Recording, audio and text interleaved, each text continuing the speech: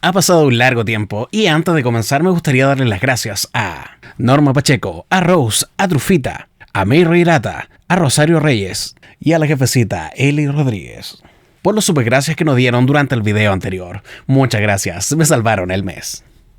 Bienvenidos a Kusurilla no Hitorigoto, capítulo número 23 o 47 de la segunda temporada. Nuestro episodio parte con un silbato, la clara señal de que Lihaku finalmente ha sacado a Mao Mao del fuerte. Y es Jinchi al oírlo, al comprender esto, que se siente más tranquilo, tratando de pasarle la seguridad a Basen sobre lo que pronto iría a pasar. El soldado al oírlo solo tendría una petición: permítame estar en la vanguardia. Y es así como un séquito de soldados junto al príncipe de la luna se ponen tras una puerta. El presentimiento de Basen se hace realidad, puesto que apenas abre la puerta, los disparos de las Feifas lo reciben. 2 impactos acaban de oírse y Jinchi sabe que toma un tiempo volver a recargar. Con esto da la señal de adelante y el grupo irrumpe en el lugar. Solo un par de movimientos bastó y todos quedaron reducidos. Frente a aquel soldado en el piso, Jinchi le alzó la espada y le preguntó dónde está Chichou. Y el temeroso soldado lo negó, indicando de que el viejo Tanuki los engañó. A lo que Basen pierde la paciencia poniéndole la espada en la garganta. El miedo del soldado recorre toda su piel, y no tarda en confesar de que todo lo que habían hecho era para la nación, o al menos eso le habían hecho creer. En ese momento y al otro extremo de la sala, unas puertas se abren. La voz del viejo Tanuki resuena por la sala. Y ahí estaba Chichou caminando hacia Jinchi con un arma en la mano, pidiendo que sean considerados con aquel soldado que estaba en el piso. Si lo iban a ejecutar, ojalá fuera rápido. Al verlo, Jinchi no se inmuta. Le dice que está bastante tranquilo para su situación, sacando de su armadura aquella orden que significaría su arresto. Los cargos serían malversación y rebelión. Pero hoy no sería un día de sorpresas, puesto que la presencia de la Guardia Real haría lógico para Chichou que esto viniera de parte del emperador. Alzando su arma contra Jinchi, Chichou hace su última amenaza. Y si bien un soldado de Jinchi afirma que esta no tiene pedernal, el príncipe no baja la guardia, puesto que una repentina sonrisa de parte de Chichou pondría en alerta a todo su ser. Frente a toda sorpresa, el arma se percutó y un rápido movimiento del príncipe de la luna apartó a aquel soldado cuya trayectoria le hubiese dado. Su espada repelió el ataque y su proyectil desviado terminó en la pierna de uno de los soldados de Chichou. Un grito desgarrador los envolvió a todos. Pero su amo no se compadeció, de hecho incluso se burló. Aquel soldado, sí, aquel mismísimo soldado, antaño probaba el arma con animales y ansiaba probarlas con seres humanos. ¿Quién diría la ironía de que él sería el primer ser humano al que le impactaría el arma? Rápidamente Jinchi identifica de que este sería el nuevo modelo de Feifa, el que no necesita mecha para percutar. Y Chichou abre sus brazos en señal de sorpresa. Aunque era claro de que Jinchi lo supiese, puesto que ya le habían disparado antes con una Feifa. En ese momento se siente un cambio en el ambiente y la voz de Chichou se lamenta. Ojalá lo hubiesen matado en aquel entonces. Pero ya no hay nada que hacer. Ojalá hubiesen tenido más tiempo. La forma en la que actuaba Chichou, sus gestos, su pantomima, incluso las palabras con las cuales hablaba, le daban a Jinchi una extraña sensación. Todo su diálogo, todo este monólogo parecía como si lo hubiese ensayado por días. En ese momento, frente a todos los ojos expectantes, el viejo Tanuki deja que su arma resbale por sus dedos. Solo bastó el sonido de este impactando con el piso para que la explosiva voz de Basen indicase el ataque. Un segundo más tarde, el cuerpo de Chichou, el viejo Tanuki, es atravesado por 3 espadas. Pero la mirada del hombre estaba perdido en el techo. ¿Qué miraba? No se sabía, pero su mente ya no estaba ahí. Una imagen de su amada, antaño, cuando era hermosa, simplemente lo visitaba. Lágrimas brotan por sus ojos. Aquel viejo Tanuki, aunando todas sus fuerzas, se prepara para su último acto.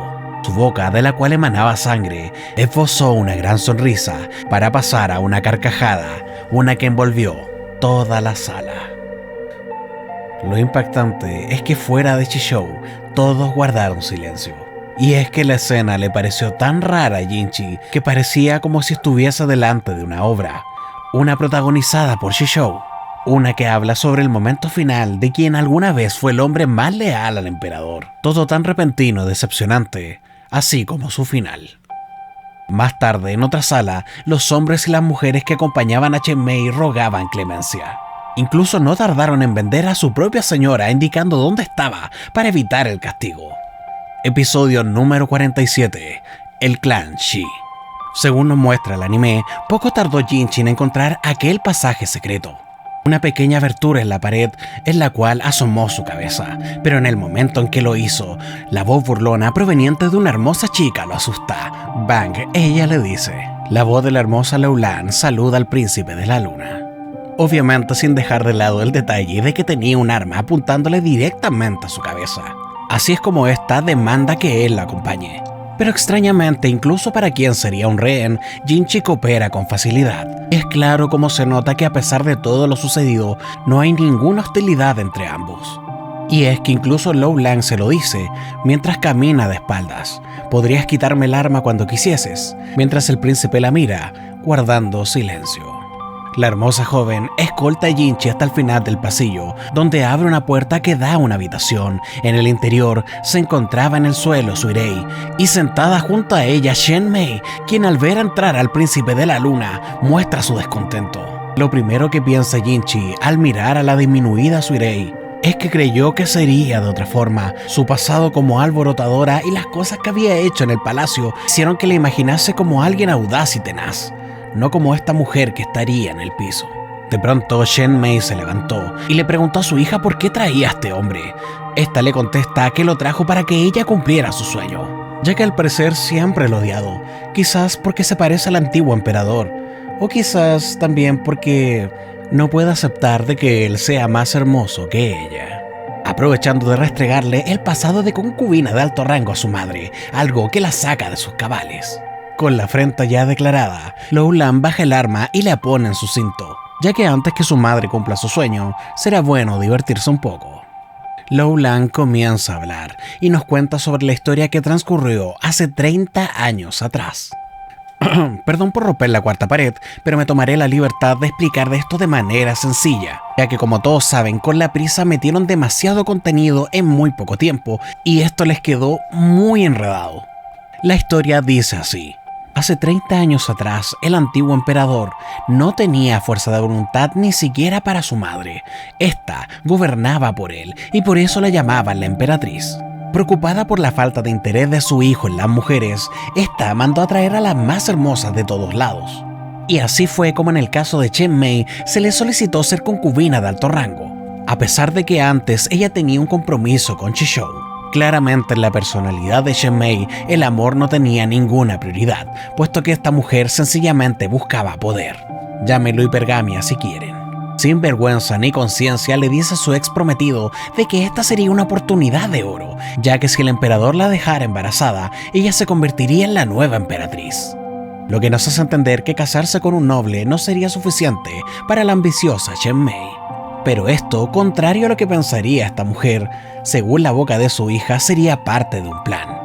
Chen Mei no terminó en el palacio por hermosa, tampoco le rogaron que fuera. Su elección fue parte de un secuestro político, ya que tener a la hija del clan Qi a la emperatriz le daría poder, sobre todo frente a un problema que se estaría suscitando, un problema de esclavos, los cuales son el principal negocio de la familia Qi, y cuando la emperatriz prohibió su comercialización, puso en jaque a esta familia. Por suerte, Shishou propuso una solución: enviar a los esclavos al palacio interior, las mujeres como sirvientas y damas de la corte, y los hombres finalmente como eunucos. Y así fue como el joven Tanuki vendió la expansión del palacio interior, para poder albergar a más mujeres y así solucionar el problema de la familia Qi y también el problema de la emperatriz, proporcionándole más mujeres al palacio interior y ver de esa forma si alguna de ellas le interesa al joven emperador. Francamente, en ese entonces, Shishou era todo un genio, ya que a través de él todos ganaron. Bueno, todos menos él, puesto que él quería a Chen Mei. Lao Lan le recuerda a su madre aquel momento en que pudo haber escapado. Aquel momento donde su padre, infiltrado a través de un túnel que había creado, llegó a sus aposentos en el palacio interior, rogándole que huyera con él. Había llegado a su corazón y estuvo a punto de acceder a su petición, pero las voces de su cabeza, la burla de los demás y su hambre de ambición terminaron por rechazar a Shishou. ¿Cómo fue que no pudiste confiar en un hombre que estaba dispuesto a abandonar su posición?, le reclamó su hija. Chen Mei, enojada, le dice cómo podía confiar en ese tonto. Finalmente se hizo cargo de toda la familia y se terminó casando con la mujer que dio a luz a esta, indicando con su mano y una mirada de desdén a la disminuida Suirén. En ese momento, Lo Lang se acerca a su hermana y, pidiéndole permiso de su ropa, sustrae una horquilla. Se gira para mostrársela a su madre, quien al verla se sorprende. Sus ojos se abren puesto que frente a ella había una horquilla de fénix, y esto solo significaba una cosa: los únicos en el reino que pueden usar una figura de Qilin o una figura de fénix son los de la familia imperial. Y sí, en breves palabras, en ese momento Chen Mei se entera de la procedencia de Suirei, ya que la madre de esta era hija del antiguo emperador, y su casamiento con Shishou habría sido gestado por él. Tiempo después, este hombre trae a la hija que habría tenido con ella. Aquella bebé resultaría ser Suirei, en aquel tiempo que poseía su nombre original, Shisui. En ese momento, y con la niña en sus brazos, Shishou cobra la palabra del emperador, aquella que le había prometido lo que quisiese con tal de que se casara con su hija. Entonces ahí el hombre reclama su premio. Quería a Chen Mei. Lo Lang nos comenta que en ese momento fue un alivio para el emperador. Que su nieta llevara en su nombre la palabra Qi hacía que ya no necesitara una rehén. Por ello, deshacerse de Chen Mei fue casi un placer. Frente a estas palabras, Chen Mei comienza a temblar, mientras que Jinchi mira con pena a Suirei, puesto que esta mujer parece ser víctima de las necedades, egoísmos y obsesiones de la gente que velaron por su destino. La verdad remece a Chen Mei, quien le cuesta aceptar la verdad, y su hija al verla le pregunta si ella no se había puesto a pensar que Shishou le había dado todo por ella, aún sabiendo que esto lo llevaría a un catástrofe. ¿Acaso no se fija porque Jinchi finalmente está aquí? Mirando a Jinchi le pregunta cómo fue el momento final de su padre. Jinchi le responde que riendo. Al parecer, nada conmueve a esta mujer, quien asegura que Shishou lo hizo todo por poder, volviéndose la cabeza de la familia al casarse con ella. Pero su hija no tarda en corregirla, diciendo de que a pesar de eso, fue ella quien dominó el clan Qi y no su padre, ya que con los años su influencia fue tan grande que solamente quedaron a su lado aquellas personas que le lamían las botas a ella. Su padre finalmente terminó tomando la labor de traidor, y solo para encubrir el lado corrupto del clan Qi. Dirigiéndose a Jinchi, Lo Lang le dice de que pese a que su papá lo reconocían como un mapache astuto, la verdad es que esas criaturas son muy cobardes, ya que el engaño sería su principal herramienta para salvar su vida. Tras escuchar esto, Jinchi medita la historia. Todo pinta que Shishou es el real malo de la película, quien gestó todo para reunir toda la corrupción en un solo lugar. Y ahí es cuando Lo Lang le pregunta si su padre había interpretado bien el papel de villano. Aquella pregunta fue dolorosa, aquella pregunta fue un insulto, aquella pregunta parecía una burla. Las uñas de Jinchi se clavaron en sus manos, haciéndola sangrar. La pregunta es, ¿cómo puedo comprobar si eso es cierto? Lo Lang le contesta de que ya no hay corrupción en el palacio interior. Un último impulso por parte de Chen Mei por tratar de salvarse a sí misma le hace gritar que ha sido engañada por ese viejo y su hija. Pero Lo Lang la interrumpe, solo ha seguido sus órdenes, ya que ella misma había dicho que debían destruir esa nación. Girando su cabeza, observa a su madre con una mirada desafiante. Te comieron la cabeza las ideas estúpidas. ¿En serio creías que derrotarías a la Guardia Real? Fue todo lo que necesitó escuchar Chen Mei para perder absolutamente todos los estribos. Empuñó fuertemente su mano y con impulso la dejó caer en el rostro de su propia hija. Su otra mano tenía otro objetivo: arrebatar el arma que tenía en el cinto. Chen Mei exclama que para eso la mandó hacer, apuntando al rostro de su hija en el proceso.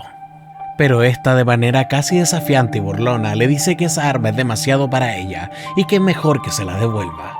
Entre burlas y una pequeña risa, Lo Lang mira fijamente a su madre para luego alzar su vista y mirarla por debajo del hombro, para luego decirle de que no vale nada. Esto arrebató el último poco de cordura que tenía Chen Mei, quien percuta el arma. El estruendo ensordecedor envuelve todo, y la cara de Lo Lang queda cubierta de sangre. Incluso Basen en la lejanía escucha el disparo. Pero cuando regresamos a la escena en cuestión, para nuestra sorpresa, la que se mantendría en pie sería Lowland, mientras que su madre, con claramente un arma que acaba de explotar, se encontraría casi inerte, cubierta de sangre y muy alejada de lo que en alguna vez sería un rostro hermoso. Lamentándose por lo sucedido, si ella hubiese seguido el plan de papá, esto no habría pasado. Rápidamente Jinchi le pregunta si ella había obstruido el arma, pero esta le dice que no, sino que ya parecía defectuosa, haciéndole entender a Jinchi de que si él le hubiese quitado el arma a ella, quizás él hubiese sufrido ese destino. Afortunadamente para Jinchi, no es solamente un tonto con una cara bonita. Lowland se acerca a su madre, le saca de sus manos el arma destruida, la recuesta y le pregunta si al menos podría derramar una lágrima por su padre. Tal vez si lo hubiese hecho no habrían llegado a esto. Pero de la cara de Chen Mei solo se escuchan gimoteos. El príncipe de la luna, quien era testigo de toda esta escena, reflexiona que Chen Mei quiso destruir la nación que se burló de ella. Shishou quiso complacer a su mujer, pero también era leal a la nación. Claramente una tragedia. En ese momento Lowland se levanta y con todo el atrevimiento del universo, le pide si puede concederle 2 favores. Jinchi acepta y con esto ella se acerca para pagar un precio. Extendiéndole la mano, le entrega un papel cuyo contenido abre los ojos de Jinchi. Al ver su rostro, Lowland le comenta de que este era su plan original para comprar su vida. Pero en este momento sabe que eso ya no le servirá. Es en ese momento cuando la bella joven, quien estaba cubierta de hollín y sangre, hace su primera petición. Su madre había expulsado y cambiado el nombre de todos aquellos que tenían 2 dedos de frente. Su hermana era una de esas personas. Como ya había muerto una vez, ¿podría perdonarle la vida? El príncipe le contesta que verá qué puede hacer. Siendo así, ¿entonces perdonará a los que ya murieron una vez? Jinchi le responde asintiendo con la cabeza. Preguntando cuál sería la siguiente petición, ve como Lowland desciende al lado de su madre. De su mano, la bella chica toma una tapa de uñas de su madre. La pone en su propio dedo y dirigiéndose hacia Jinchi le dice que esta es su segunda petición. Lentamente, alza su mano y la tapa de uñas toca la cara de Jinchi. La sangre brota por la cara de este, mientras la uña define su ruta. Este apenas se inmuta. El rostro del príncipe de la luna ha sido marcado. ¿Pero con qué propósito? Quizás de hacerle la última ofrenda a su madre, o quizás para terminar de sellar su propio destino, ya que no existiría afrenta más grande que tocar al príncipe de la luna, haciendo que todo esto solo pueda terminar de una forma. Mirando los ojos de Jinchi, Lowland le da las gracias. Se gira para mirar el inerte cuerpo de su madre y le dice que no puede hacerlo mejor, quizá pidiendo disculpas por no herirlo más. Se dirigió hacia la puerta y se preguntó si podrá desempeñar su papel aún mejor que su padre. Al abrirla, se encaminó hacia la nieve. La tormenta ondeó su traje y el frío hizo que su hálito fuera visible. En el marco de la puerta, Suirei miraba impotente quizás por última vez a su hermana. Y allí estaba aquella hermosa mujer de la nieve, cubierta por hollín y sangre, danzando una última vez. Sería Chisui, sería Lowland. En ese momento ya no importó más. Jinchi miraba la escena ajeno, mientras presenciamos que Basen y el resto se unen a la obra. Quizá fue la coincidencia, quizá el viento, quien descubrió el rostro de Jinchi para que Basen pudiese ver la herida. Su cara se llenó de furia. La risa de histeria de Lowland no nos permitió escuchar la orden de Basen, pero los soldados que lo acompañaban, con feifas en mano, salieron a apuntar a la dama. De frente y mirándolos, Lowland esperó la primera ráfaga. La sangre descendió por su brazo. Y aunque la blanca nieve hubiese sido mancillada, nada impediría que esta bella tanuki terminara su acto, reanudando su danza frente a su hermana que llora sin poder hacer nada. En ese momento, Jinchi, quien la mira desde lo lejos, sabe que él solo es un espectador. Podría detenerlo, pero ya no pudo, puesto que esta era la actuación del final de la villana de la historia.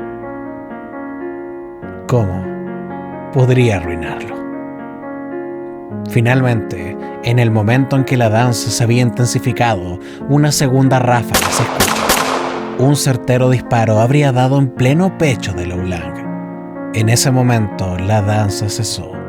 Justo en sus momentos finales, cuando su cuerpo parecía desplomarse, el rostro de dolor muta en una sonrisa, dándonos a entender que Lo Lang, no, Chisui, finalmente es libre. La desgarradora imagen de su hermana tratando de tomar su mano en el último minuto es la clara alegoría de tratarnos de aferrarnos a lo que ya nos ha dejado. Mientras que Jinchi, quien parece un espectador delante de toda esta obra, casi con pesar confiesa que esta fue la última vez que vio a Lo Lang. Los momentos pasaron y ya fuera de la fortaleza, Jinchi recibe los vendajes correspondientes al daño de la garra. La sensación de cansancio visible en su semblante se hace casi palpable. Hace mucho tiempo que no duerme. Y todo este agotamiento vino de golpe. Al sentir las familiares pisadas de Gao Chun, Jinchi pregunta por Mao Mao, ¿cómo está ella? Este le responde que a salvo, pero es él el que debe descansar. El príncipe de la luna hace caso omiso a las advertencias de su sirviente y le pregunta dónde está, siendo escoltado a un carruaje. En el interior se encontraría la gata, recostada en el piso cubierta con unas mantas, mientras es acompañada por varios bultos que se encontrarían tras de ella. Gao Chun se apresura a decir que son los niños fallecidos del clan Chi. La pregunta es, ¿por qué está durmiendo ahí? Gao Chun le comenta que Mao Mao expresamente lo pidió. Observándola, Jinchi se lamenta, pues su estado es lamentable. Gao Chun le contesta de que el suyo también. En ese momento se nos da una rápida mirada en otro lado del campamento, donde vemos como Basen es castigado, pues ha permitido que hieran al príncipe, y más aún marcándole su cara. Volviendo con Mao Mao, Jinchi se alegra de que el estratega no esté aquí para verla así. Como saben, el hombre se dañó la espalda y por eso nos evitamos su berrinche. Finalmente, Jinchi se acerca a la magullada Mao Mao, apartando el cabello de su cara, observa sus marcas y sus lesiones. Siente que todo esto es su culpa. Una nueva marca en su hombro llama su atención, y cuando se acerca a tocarla, finalmente Mao Mao abre sus ojos. Todo para decirle qué está haciendo Jinchi-sama. Somos trasladados al panel final de este capítulo, donde un hombre que está caminando ve algo brillante entre los matorrales. Aquí me arriesgo y puede que me equivoque, pero imagino que quizás es la horquilla. Como dice Mao Mao, esa cosa siempre busca la manera de regresar a ella. Y con esto, mi bella audiencia, damos fin al capítulo número 23 o al 47 de la segunda temporada de Kusuriya no Hitorigoto. Tengo que decir que hay demasiado que analizar y es imperativo hacer un directo. Así que apenas el tiempo me lo permita, estaré nuevamente junto a ustedes. Mañana me toca hacer vocal de mesa en las votaciones de mi país, así que se ve difícil que lo haga mañana. Si te gustó el video, si te gustó como narro, por favor dale un like y comparte con tus amigos. Si aún no te has suscrito, por favor hágalo, que este canal se pierde entre tantos otros. Permíteme darle las más grandes gracias a los miembros del canal. A Leonis, que le doy las más profundas gracias por volver a renovar su suscripción al canal. A Navier, a Viviana Cáceres, a Trufita XZ, a Agni Gutiérrez Sumastra, a Norma Pacheco, a Carla X, a Felipe Ubel y finalmente a Ana Rivas. Estas personas maravillosas que en verdad me ayudaron a poder pasar este mes. Muchísimas gracias por todo y les recuerdo al resto que si creen que lo merezco, existe el botón de supergracias o pueden volverse miembros del canal por el módico precio de lo que vale un café. Sin nada más que decir de que esperen el directo porque se viene bueno. Me despido. Soy Cuervo XZ. Adiós.